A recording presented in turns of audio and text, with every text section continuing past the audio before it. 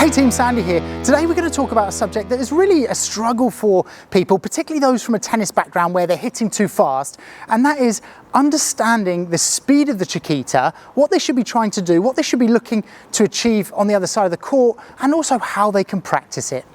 So I've just come back from LA last week, and I know what you're thinking, the weather here, I might as well be in California, but it's actually a little bit colder than it looks. But what we saw last week was that players from tennis or pop tennis or pickleball or paddle tennis that they play over there in the States, they hit the ball so fast. And before we can talk about using a CHIQUITA, we need to understand why we need to hit a slow CHIQUITA. What is the objective of that?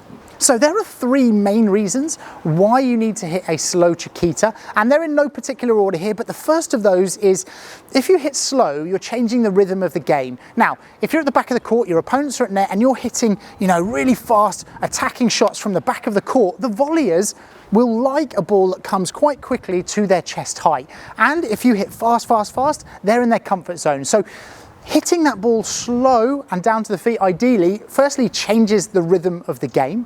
The second thing is that if you hit slower, the arc of the ball, it will be easier to find the feet.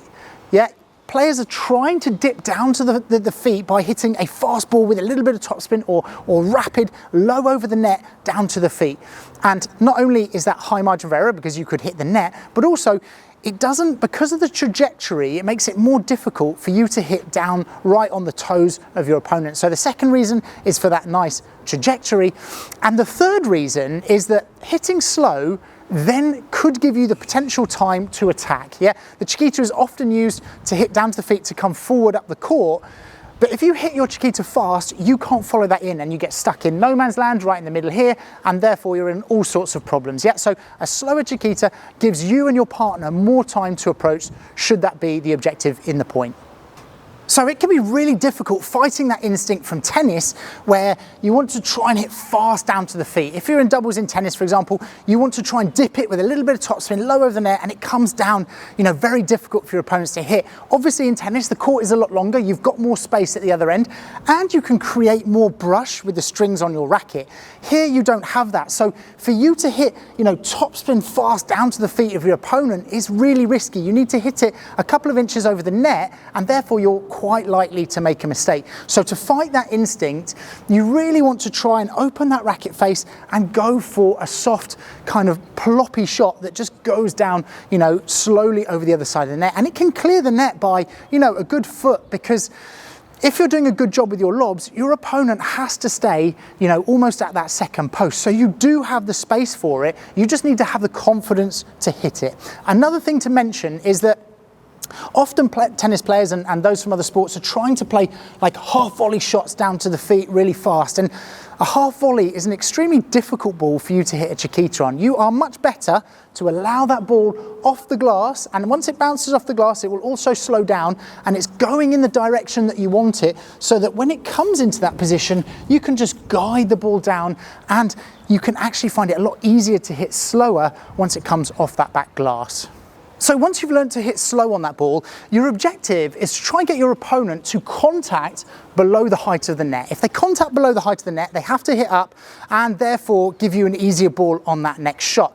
Now, you might find that you hit so soft and so kind of floaty that the ball bounces here and sets up for your opponents. That means you've hit it a little bit too floaty, but it's not actually a bad thing if your ball is floating and it bounces, around the feet here, and they step back and they play the ball from here, because you've actually done another objective there, which is create the space. Ideally, you want them to come forward and play the ball low around their feet, creating the space behind. But if they happen to step back and play that ball after the bounce, you again have created this space just in a different part of the court. So it's actually not a bad thing if they allow that ball to bounce and then play.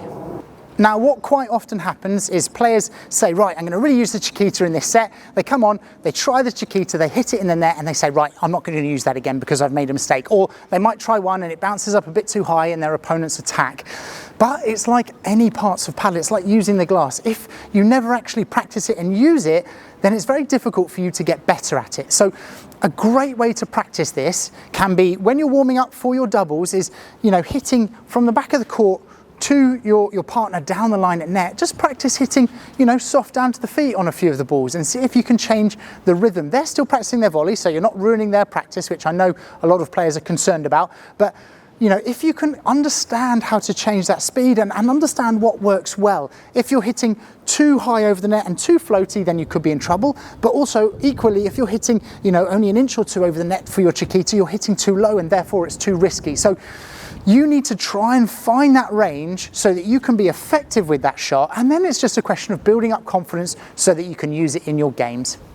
Now, if you really want to learn how to slow the game down, I'm going to put a video up here on how you can actually slow the game down if someone is hitting fast against you.